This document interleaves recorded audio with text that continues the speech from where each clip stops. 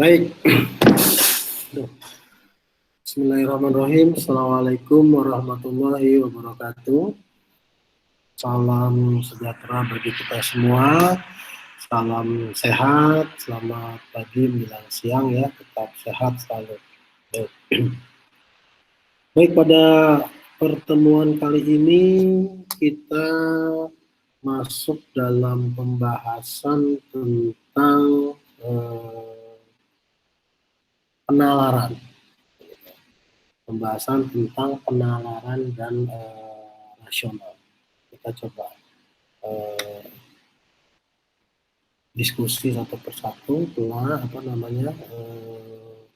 mengalir ya terkait dengan apa yang dimaksud dengan penalaran dan rasional.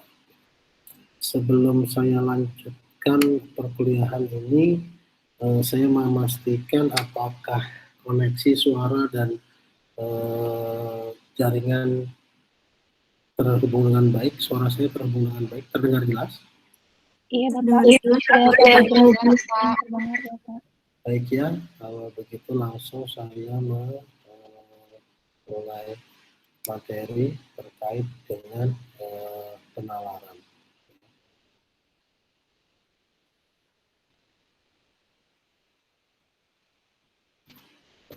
Bicara penalaran, ini bagaimana caranya supaya jadi 100%. Ini terlihat? Halo? Oke. Terlihat ya Bapak. Sudah terlihat ya. Ya.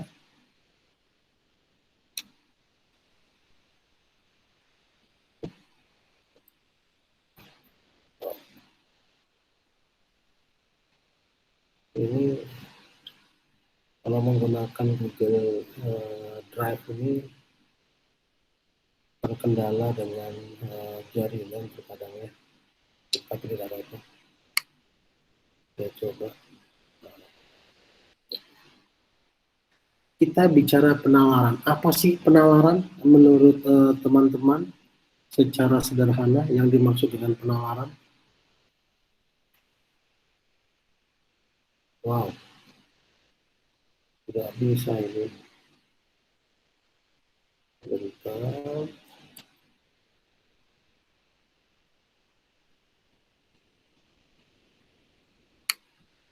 Gini. Oke. Baik. Di sini disebutkan bahwa bicara tentang penalaran tidak lepas dari manusia. Yang manusia itu merupakan makhluk yang mampu mengembangkan pengetahuan yang melampaui kebutuhan kelangsungan hidupnya. Nah, bicara penalaran, manusia ini diberikan kelebihan oleh Tuhan dalam rangka mengembangkan ilmu-ilmu atau sesuatu yang ia ketahui untuk memenuhi kebutuhan hidup, untuk memudahkan kebutuhan hidup, kelangsungan hidupnya, yang terkadang perkembangan itu bisa melampaui kebutuhan kelangsungan hidupnya. Manusia ini dapat mengembangkan pengetahuan karena manusia memiliki tingkat kecerdasan yang kompleks. Tingkat kecerdasan yang kompleks yang berbeda dengan binatang. Manusia dianugerahi tingkat kecerdasan sehingga bisa membuat sistem, ya, bisa merekam kejadian-kejadian dan bisa mengambil sebuah kesimpulan. Ya. Yang pertama sekali, manusia bisa membuat sistem bahasa. Yang sangat fenomenal itu adalah sistem komunikasi bahasa. Bayangkan kalau kita tidak memiliki sistem komunikasi bahasa yang baik, pun masih bisa melakukan komunikasi dengan bahasa isyarat, dengan bahasa tubuh. Nah, itu kelebihan manusia yang dianugerahkan kompleksitas kecerdasan. Sehingga dari bahasa itu mampu mengkomunikasikan informasi dan jalan pikiran. Bukan hanya sekedar mengkomunikasikan kebutuhan. Bahasa ini bisa dijadikan alat, bukan bisa dijadikan alat, merupakan alat ya, untuk mengkomunikasikan jalan pikiran. Bedanya bahasa di manusia dengan di binatang, yang dikatakan di sini bahwa binatang hanya bisa berkomunikasi, tapi komunikasinya binatang hanya sebatas komunikasi verbal. Sedangkan dengan kompleksitas kecerdasan manusia, manusia bisa mengkomunikasikan jalan pikiran. Kita belum terpikir dulu bagaimana kita bisa bertatap maya seperti ini. Tetapi dengan berbagai macam proses gitu, manusia bisa mengembangkan pikirannya, gagasannya, idenya, dan bisa dikomunikasikan dengan halayak ramai, sehingga ide dan pikiran itu bisa diterima oleh manusia lainnya dan bisa dikembangkan secara bersama-sama. Kemudian manusia memiliki kemampuan berpikir menurut suatu alur kerangka berpikir tertentu. Artinya manusia ini dengan dikatakan di awal ketika kita berupaya mencari sebuah pengetahuan, mengembangkan sebuah ilmu, kan gitu ya. Mengembangkan ketika menjadi pengetahuan biasa, kemudian diteruskan menjadi pengetahuan dengan sistematik, dengan ilmu pengetahuan. Nah, ini menciptakan sebuah alur berpikir. Yang alur berpikir ini bisa dikatakan sebagai sebuah teori. Teori yang sudah diuji, teori yang sudah disahkan, teori yang sudah digunakan metode untuk menguji kebenaran. Nah, berpikir manusia itu dari alur tertentu ke alur yang lain, itulah yang disebut penalaran. Jadi, bicara penalaran bukan hanya kita mengetahui, tapi kita bisa melihat sesuatu dari berbagai aspek. Contoh, seringkali kita, ini contoh dalam kehidupan sehari-hari ya, seringkali kita melihat bahwa para orang tua memberikan kendaraan bermotor roda 2 kepada anaknya yang masih di usia sekolah dasar. Banyak ya yang terjadi seperti itu ya. Nah, orang tua ini merasa bangga, oh anak saya sudah bisa naik motor, padahal masih SD kelas 6. Udah bisa disuruh-suruh ke supermarket atau ke minimarket, belanja A, B, C, dan sebagainya. Nah, para orang tua terkadang belum sadar bahwa betul anak ini sudah mampu mengendarai kendaraan roda 2. Sudah fasih. Tetapi terkadang kita bicara nalarnya belum ketemu. Kenapa nalarnya belum ketemu? Anak SD kelas 6 itu hanya bisa mengendarai motor, ngegas dan ngerem. Kecepatan tinggi dan mengerem. Nalarnya belum sampai. Kenapa belum sampai? Dia belum memperhatikan aspek keamanan, aspek kenyamanan, pentingnya sebuah safety dalam berkendara, emosional. Ketika ketemu temannya di sebelahnya di gas gitu kan, di blayer gitu, dia jadi kebut-kebutan. Tidak bisa menganalisa apakah ini jalan gang kecepatannya seperti apa. Maka terkadang banyak sekali adik-adik kita yang mungkin masih SD, SMP melakukan tindakan atau kegiatan yang membahayakan dirinya. Apalagi itu bisa membahayakan orang lain. Nah, ketika berbicara nalar ya, bagaimana kita bisa mengembangkan dari pengetahuan kita. Bukan hanya sekedar tahu, tapi ada beberapa aspek yang harus kita perhatikan. Nah, binatang mampu berpikir, namun binatang mampu berpikir tetapi mampu bernalar. Insting binatang jauh lebih peka dari insting seorang insinyur geologi. Binatang sudah lebih dulu berlindung di tempat yang aman sebelum sebuah gunung meletus. Nah, ini binatang bicara insting, beda dengan nalar ya. Insting itu bisa bicara tentang perasaan.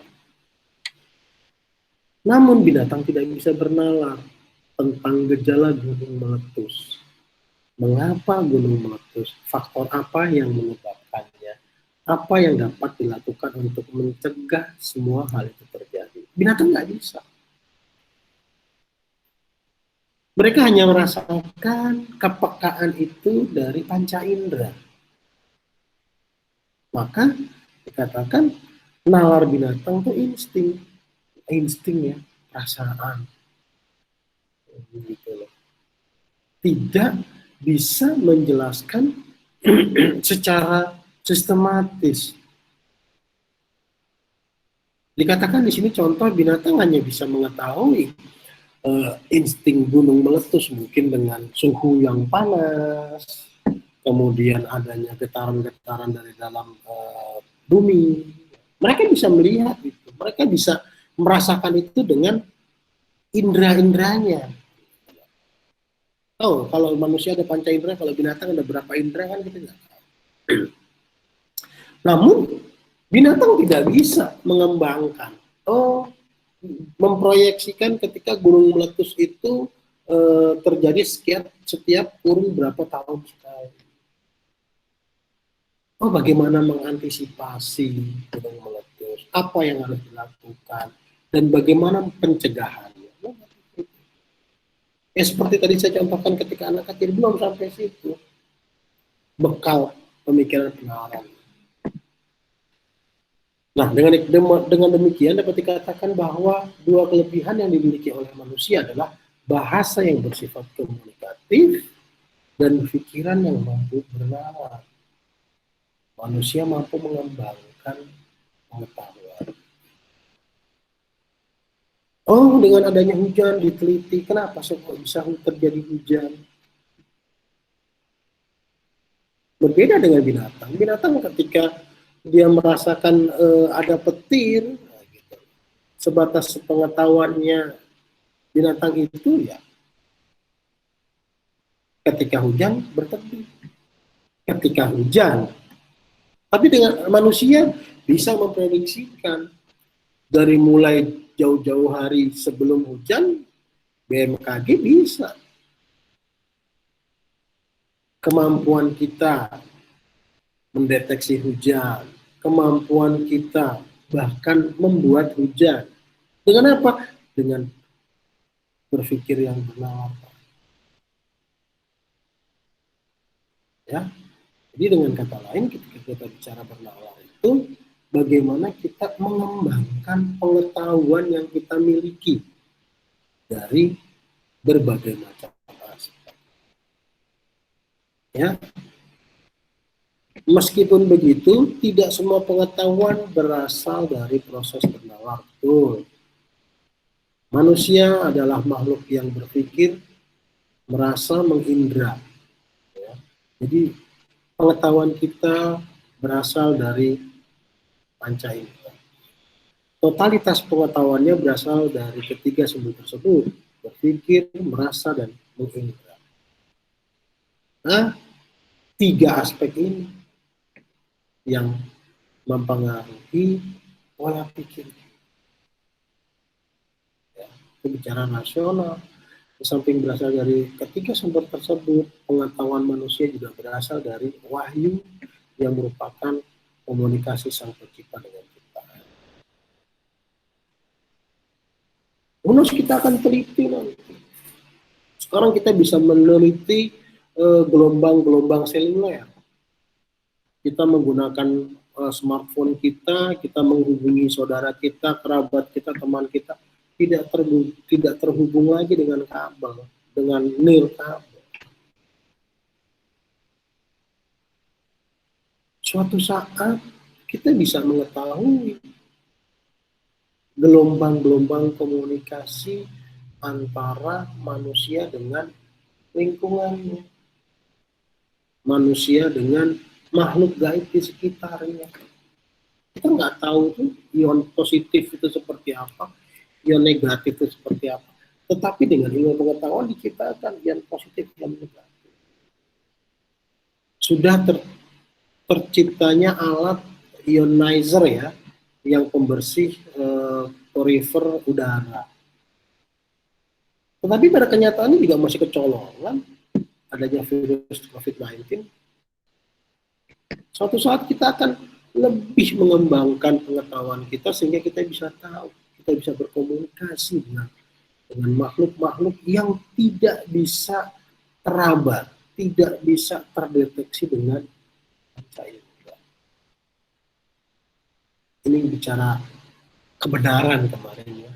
Kebenaran itu sifatnya fleksibel.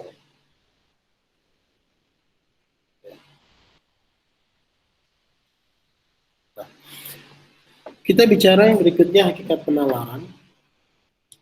Penalaran merupakan suatu proses berpikir yang menarik suatu kesimpulan yang berupa pengetahuan.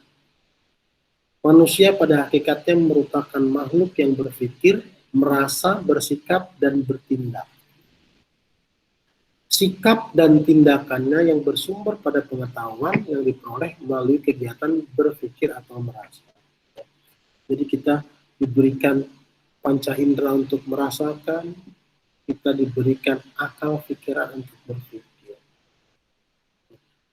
Kedua komponen ini saling bekerja sama, saling terintegrasi.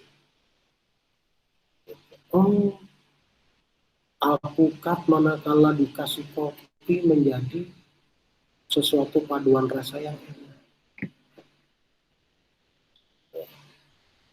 Mungkin minum teh dengan paduan keju menjadi sebuah rasa yang baru. Itu kan perpaduan antara indera kita dengan berpikir kita. Yang paling sederhana pengetahuan dengan trial and error, paling sederhana untuk membuktikan sebuah teori itu benar atau tidak. Penalaran menghasilkan pengetahuan yang dikaitkan dengan kegiatan berpikir dan bukan dengan perasaan. Meskipun menurut ahli matematika, hati itu memiliki logika tersendiri. Meskipun demikian, tidak semua kegiatan berpikir menyadarkan diri pada penalaran. Penalaran merupakan kegiatan berpikir yang memiliki karakteristik tertentu dan dalam menemukan kebenaran. Jadi ketika kita pernah singgung upaya kita mencari kebenaran, di dalam manusia ini ada tiga unsur ya. akal di mana itu kita pergunakan untuk mencari kebenaran, ada hati, yang hati ini tidak bisa dikatakan dengan nalar. Hati ini lebih pada ke perasaan. Dan manakala kita gabungkan lagi dengan keyakinan, dalam hidup manusia itu ada unsur iman. Maka ketiga unsur ini yang membentuk sikap dan perilaku manusia. Contoh, bicara hati, sudah suka, walaupun disakiti tetap dimaafkan. Nalarnya nggak ketemu ya, selalu disakiti, itu contoh. Tapi gimana Pak, saya sudah terlanjur sayang. Ini bukan di kelas ini ya, misalkan sudah disakiti, diselingkuhi berkali-kali tetap sayang. Itu bukan bicara nama, bicara hati. Maka dikatakan oleh Blaise Pascal ya, bahwa hati pun memiliki logika tersendiri. Gitu. Itu contoh. Gitu. Hati berkata berbeda dengan nalar kita. Saya rasa ini bukan di kelas ini gitu ya. Di kelas ini mah nalarnya luar biasa ya. Jadi udah disakiti ya bisa ngambil keputusan, bukan tetap disakiti hatinya tetap cinta. Bukan di kelas ini. Nah, tadi saya katakan ketika kita bicara hati, kita juga ada unsur keimanan, keyakinan. Ini yang membentuk perilaku kita. Keyakinan ini akan menimbulkan sikap atau motivasi dalam diri. Saya yakin jadi orang sukses. Pertama, yakin dulu. Kalau tidak ada keyakinan, aduh, gimana ya? Saya bisa nggak ya? Yakin. Maka di dalam pengetahuan agama kita selalu diyakinkan bahwa ada Tuhan, ada konsep pahala dan dosa, ada konsep karma, ada konsep ibadah, ada konsep ikhlasan. Itu yang dikatakan oleh filsuf Prancis tadi, bahwa tidak semua nalar manusia dipengaruhi oleh berpikir merupakan suatu kegiatan untuk menemukan pengetahuan yang benar. Apa yang disebut benar bagi tiap orang adalah tidak sama. Karena itu kegiatan proses berpikir untuk menghasilkan pengetahuan yang benar itu berbeda-beda. Metodenya berbeda-beda. Cara menemukannya berbeda-beda. Jadi ketika kita bicara kebenaran, ini ada yang mutlak kebenaran itu. Kecuali yang bersifat dari wahyu.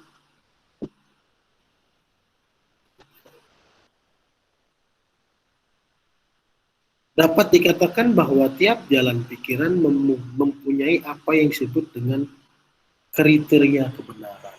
Dan kriteria kebenaran itu merupakan landasan bagi proses berpikir dalam menemukan kebenaran. Penalaran merupakan proses penemuan kebenaran di mana tiap-tiap jenis penalaran memiliki kriteria kebenaran masing-masing.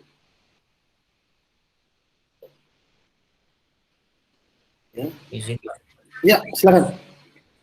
Ini untuk slide-nya memang berhenti stop share ya Pak. Oh, sebentar, ini memang saya berhentikan karena kita sedang menjelaskan. Sampai di sini ada yang ditanyakan? Pak, saya izin bertanya. Ya, silakan. Kan kalau katanya itu logika sama penalaran itu beda ya, Pak? Itu bedanya kenapa ya, Pak? Kan itu sama-sama mencakup pengetahuan juga, Pak. Ya, ulangi Arifah. Katanya itu kan penalaran sama logika itu beda ya, Pak. Tapi kan bukannya logika sama penalaran itu mencakupnya sama-sama pengetahuan juga ya, Pak? Baik, nanti kita bicara logika. Ya. Penalaran yang selalu menggunakan pola pikir tertentu itu disebut logika. Ini saya coba masuk ke slide itu.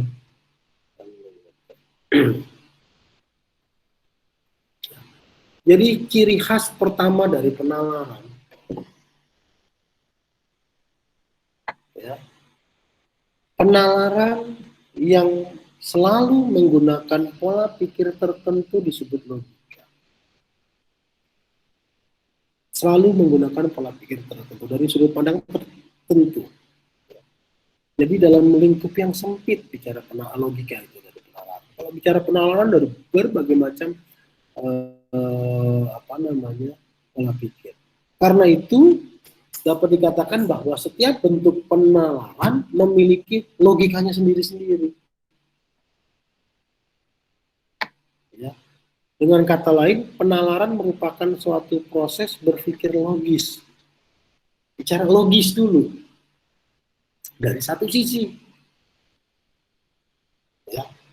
Di mana berpikir logis di sini harus dipahami sebagai kegiatan berpikir menurut suatu pola tertentu atau menurut logika tertentu. Maka ada logika matematika, betul tidak?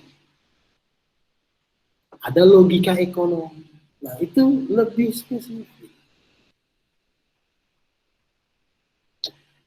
Yang berikutnya, kita harus menyadari bahwa berpikir logis itu memiliki konotasi makna kultural atau emosional yang bersifat subjektif dan melekat pada suatu kata atau frasa.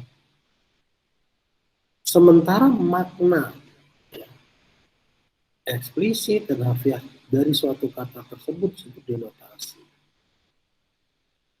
yang bersifat dianggap umum, bukan singular. Suatu kegiatan berpikir disebut logis, ditinjau dari sudut logika tertentu. Dan mungkin tidak logis bila dilihat dari sudut pandang. Jadi tadi siapa yang bertanya? Saya Mbak Fada. Ya, bicara logika adalah bagaimana menggunakan pola pikir dari sudut pandang tertentu. Ya, ada logika matematika, ada logika ekonomi, ada logika fisika. Nah, bicara penalaran ini lebih ruang lingkupnya lebih besar, menggabungkan dari berbagai macam logika ya cuma penalaran. Seperti halnya tadi contoh ketika saya mencontohkan anak kecil mengendarai kendaraan roda 2. Kalau bicara logika, ya logikanya dari logika keterampilan, dia sudah mampu mengendarai motor dari mulai menyalakan, ya kan, mengeluarkan motor, mengendarai sampai jalan. Logika keterampilan mengendarai motor sudah mampu. Tapi bicara penalaran ada logika lain, emosional, logika keselamatannya bagaimana. Ya. Jadi bahwa bicara logika adalah penalaran yang menggunakan pola pikir tertentu. Ya. Nah, yang kedua adalah penalaran merupakan proses berpikir yang bersifat analitik, analisa. Bicara analisa bukan hanya dari satu aspek. Kalau dari satu aspek baru bicara logika. Jadi penalaran merupakan suatu proses berpikir yang menyandarkan diri pada suatu analisa dan kerangka berpikir. Analisis dan kerangka berpikir itulah yang menjadi logika dalam proses berpikir. Analisa detail. Karena itu kita dapat mengatakan bahwa penalaran ilmiah merupakan suatu kegiatan analisa yang menggunakan logika ilmiah. Demikian juga penalaran lainnya yang menggunakan logika. Jadi penalaran itu adalah sebuah kegiatan analisa yang menggunakan logika-logika banyak. Sifat analitik ini merupakan konsekuensi dari adanya suatu pola berpikir. Tanpa adanya pola berpikir tertentu, maka tidak akan ada kegiatan analisis. Karena analisis pada hakikatnya merupakan suatu kegiatan berpikir berdasarkan langkah-langkah. Jadi kita melihat sebuah kegiatan atau kita melihat sebuah misalkan HP ya, kan begitu kan? Dikatakan HP ini memiliki ketebalan yang bagaimana? Kita melihat dari sudut pandang mana ini? Kalau kita melihat dari sudut pandang ini akan berbeda dengan sudut pandang yang sini. Akan berbeda juga kita menganalisa dari sudut pandang ini. Nah, kesemua sudut ini yang kita lihat yang dikatakan sebuah penalaran. Dari masing-masing sudut ini yang dikatakan sebuah logika yang menggunakan tadi analisa logika ilmiah, analisa ilmiah berdasarkan langkah-langkah tertentu. Contoh kemarin saya sampaikan ketika ada sebuah gelas terisi air sebanyak setengah, ini gelas ada 200 cc, terisi air 100 cc. Logikanya, apakah gelas ini bisa dikatakan separuh terisi air dan juga separuh terisi udara? Tergantung bagaimana kita melogikannya dari sudut pandang. Dikatakan gelas ini 100 cc berarti setengahnya terisi air. Benar. Karena kita melihat dari logika sudut pandang keterisian gelas dengan air. Tetapi manakala kita lihat, oh gelas ini setengah terisi udara. Benar. Manakala kita lihat dari menganalisa dari logika keterisian udara. Jadi ketika kita bicara logika, kita melihat dari sudut pandang dan pola pikir tertentu. Ya.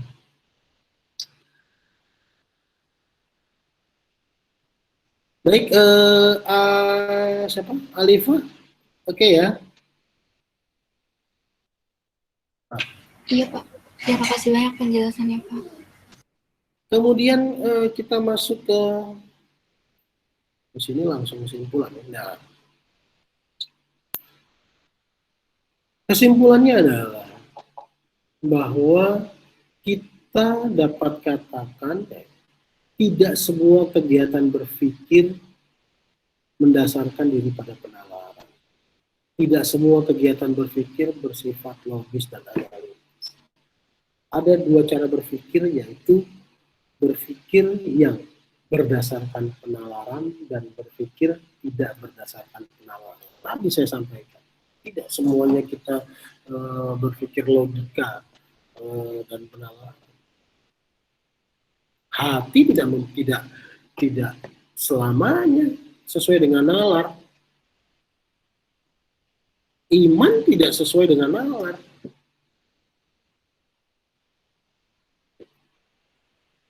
Contoh, mohon maaf, ketika saya Muslim ya, ketika kita diperintahkan untuk sholat, ya, Isra Mi'raj kemarin ya, bicara nalar, belum nyampe ya orang zaman dulu kok bisa dari Nabi dikatakan dari kota tertentu ke kota tertentu itu dalam satu malam. Nalar kita belum sampai itu pada saat itu, pada 1400 Hijriah, 1000 tahun yang lalu kita belum sampai, karena belum ada teknologi pesawat. Semakin ke sini nalar kita berkembang, pengetahuan kita berkembang. Oh benar, dicocokkan tuh teritori dengan agama wahyu. Kita belum tahu keuntungan kita. Kenapa sih kok kita diwajibkan berwudu sebelum melaksanakan ibadah sholat? Nalar kita belum sampai. Gitu loh. Belum ada pola pikir yang menganalisa secara detail bahwa ada nggak korelasi kita membasuh muka dengan kesehatan. Belum sampai. Ada satu ketika kita akan bisa menyampaikan.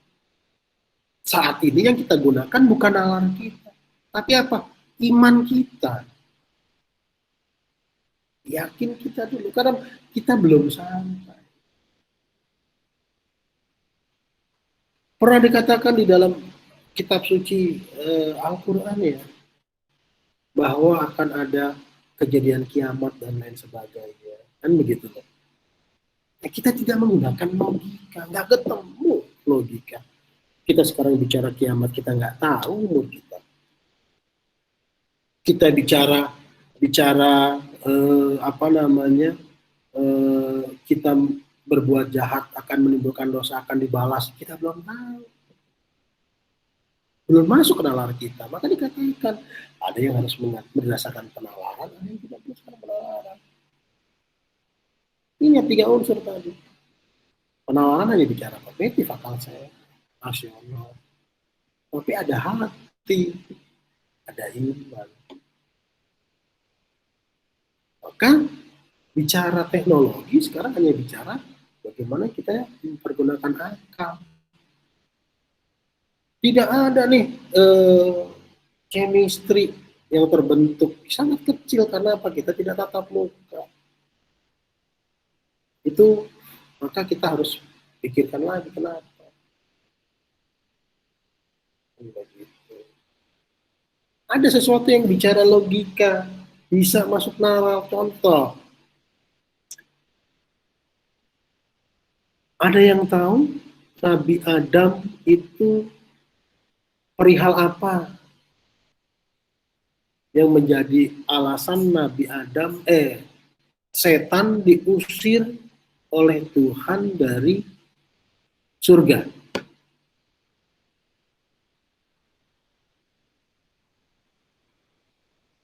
Ada yang tahu?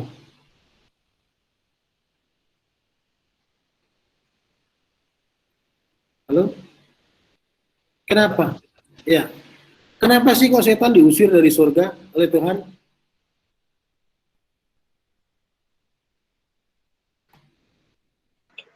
Karena ini nggak mau tunduk kepada Adam atas perintah Tuhan. Ya, siapa tuh yang menyampaikan itu tadi tuh, yang bicara? Saya Ridho Muhammad Latif NRP 004. Oh iya, Ridho, kelihatan. Oke. Iya. Logika setan, ini versi Muslim ya. Setan diminta untuk sujud kepada Nabi Adam. Betul tidak? Ya, ceritanya seperti itu ya. Nah, setan ini tidak mau. Kenapa tidak mau? Oh, Adam dari tanah, saya dari api. Saya lebih mulia. Itu klausul mengatakan bahwa setan dikeluarkan dari surga karena menolak perintah Tuhan untuk sujud ke Adam. Bayangkan, kita diperintahkan sujud dalam sehari 5 kali kepada Tuhan. Banyak yang kita tidak lakukan itu. Logikanya seperti apa? Logika, analisa. Setan saja diminta untuk sujud kepada Nabi Adam, tidak mau dikeluarkan dari surga. Kita diperintahkan sujud kepada Allah. Banyak yang tidak kita lakukan itu. Berpikir kita, apakah kita berhak masuk ke dalam surga?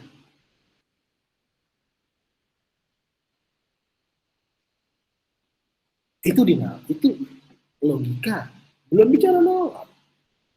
Bicara nalar akan kompleks lagi. Keberadaan Tuhan ada tidak sih? Ya, jadi bicara penalaran adalah bagaimana bisa mengkaitkan segala sesuatu fenomena atau kejadian dengan logika berpikir. Kemudian perasaan merupakan suatu penarikan kesimpulan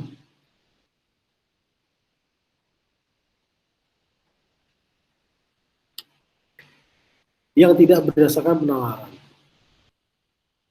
Ya. Perasaan, tadi dikatakan hati, merupakan suatu penarikan kesimpulan yang tidak berdasarkan penalaran. Contohnya, mungkin ya, ini contoh ya Ridho ya, tadi saya contohkan, sering disakiti, sering diduakan, tetapi masih sayang kan begitu loh. Nah itu kan perasaan ya, hati yang baik. Penarikan kesimpulan yang tidak berdasarkan kesimpulan. Kegiatan berpikir juga ada yang tidak berdasarkan penalaran, ada intuisi, perasaan kok nggak enak kan gitu. Suatu kegiatan berpikir yang non analitik, tidak mendasarkan diri pada pola pikir. Ini susah nih kalau kita sering sebut sekarang baper ya. Baperan, susah. Ketemu dengan menalar ya. Berpikir intuitif berperan penting dalam masyarakat yang berpikir non-analitik. Karena itu, dapat dikatakan bahwa cara berpikir masyarakat dapat dikategorikan dengan cara berpikir analitik. Dan cara berpikir non-analitik yang berupa intuisi dan perasaan. Ini saya tambahkan satu. Ini bukan hanya akal dan perasaan. Beda nih, perasaan dengan iman. Gitu. Jadi saya sampaikan ada 3 unsur tadi. Jadi dalam hidup kita, dalam diri kita harus memanage tuh. Bagaimana penalaran kita yang didapatkan dari logika, analisa berpikir, dan lain sebagainya. Kemudian dari perasaan. Karena tidak semua penilaian dengan rasional itu masuk ke dalam hati perasaan. Dan kita satukan juga, integrasikan juga dengan apa yang dinamakan iman kita. Maka ketika kita dalam berpikir, bertindak, kita mensinkronisasikan ketiga unsur tersebut. Maka pola pikir kita, sikap kita, itu akan menjadikan sikap yang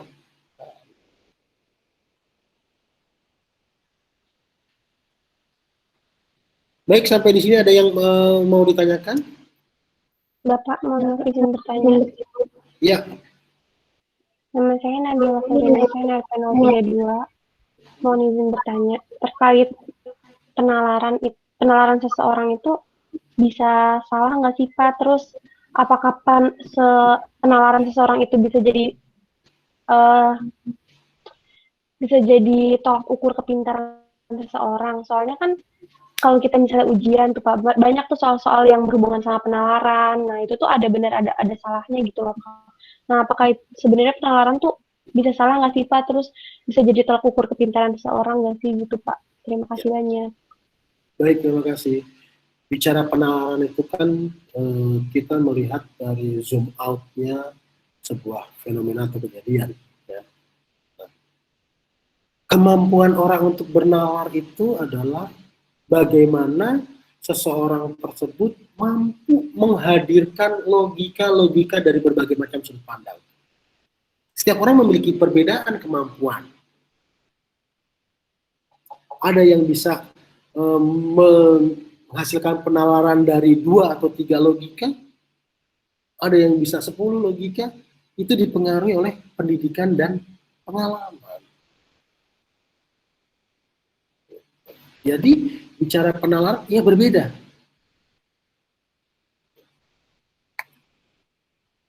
berbeda karena setiap orang memiliki daya analitik yang berbeda-beda. Ya. Baik, ada lagi? Baterai saya Sebentar, Saya izin bertanya, Pak. sebentar, saya ambil charger ya. Bentar, mohon izin.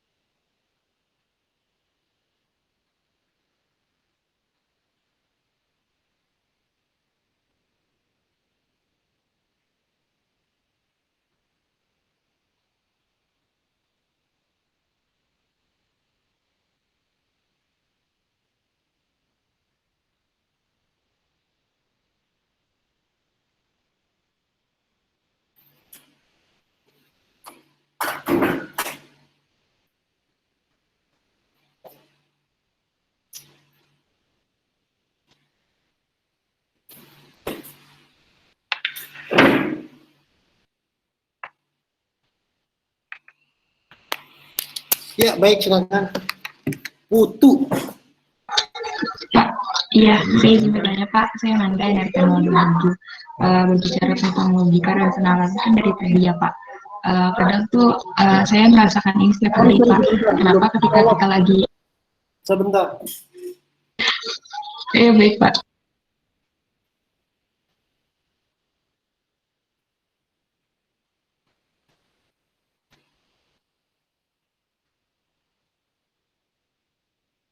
Ya, baik. Ya, silakan. Baik, Pak. Saya ulang pertanyaannya. Saya Nanda dari Kanal 27. Saya izin bertanya, kan dari tadi kita berbicara mengenai logika dan kenalan ya, Pak. Terus saya juga mengalami ini dalam keseharian saya. Kenapa terkadang ketika kita tuh sedang menghadapi suatu permasalahan, terkadang logika dan hati kita tidak sejalan. Kenapa, Pak? Terima kasih. Ketika kita melakukan mengalami sebuah permasalahan, logika dan hati kita tidak sejalan, Pak. Itu kenapa? Terima kasih, Pak. ini bicara logika dan hati yang tidak sejalan. Ya, ini dua sisi yang berbeda. Terkadang logika dengan hati itu memang memiliki sebuah kesamaan. Karena logika tadi kita bicara fakta-fakta rasional dan realitas. Ya. Hati itu bicara perasaan. Saya contohkan tadi, manakala kita sering disakiti, sering dibohongi, itu rasionalnya kan kita harus menolak ya hal tersebut. Tetapi kalau kita bicara perasaan, itu bertolak belakang dengan logika. Gitu. Terkadang bisa sama, tapi terkadang bisa bertolak belakang. Karena saya sampaikan tadi 3 unsur ini kita harus bisa memaintain. Bagaimana hati kita harus kita jaga supaya kita berprasangka baik. Bagaimana keyakinan kita harus kita jaga bahwa apa yang kita lakukan memiliki nilai kebaikan. Sehingga ketika kita dari iman kita sudah yakin, gitu, ditambah dengan hati, ditambah dengan penalaran kita, itu akan membentuk sebuah perilaku. Kan enak ya, sesuai dengan perilaku kita sesuai dengan hati, gitu loh. Kita ketemu orang, senyum dari hati, itu kan lebih enak. Ketimbang kita senyum tapi hatinya, gitu. Itu nggak bisa tuh. Ya, bicara nalar dengan perasaan. Nggak bisa selalu beriringan bersama. Ada kalanya kita bisa saling bergesekan. Tetapi manakala kita ingin hidup nyaman, gitu ya, ya bagaimana kita bisa menselaraskan antara nalar, hati, dan iman kita. Gitu. Ya, baik, Putu ya. Baik Bapak, banyak Pak. Ada yang lain lagi?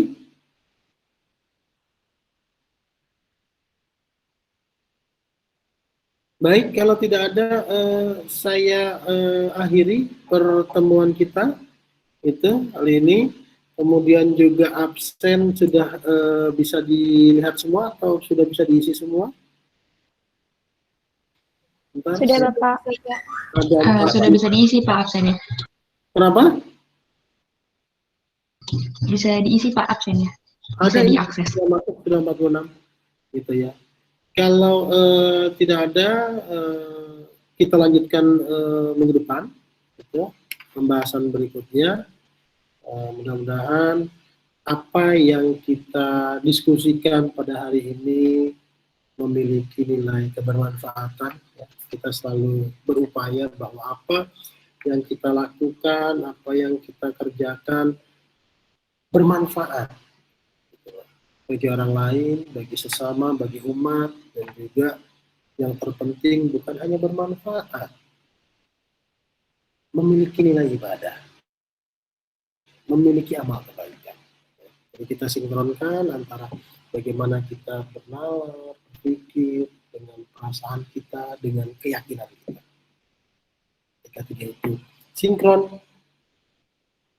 ya mudah-mudahan apa yang kita lakukan berkah.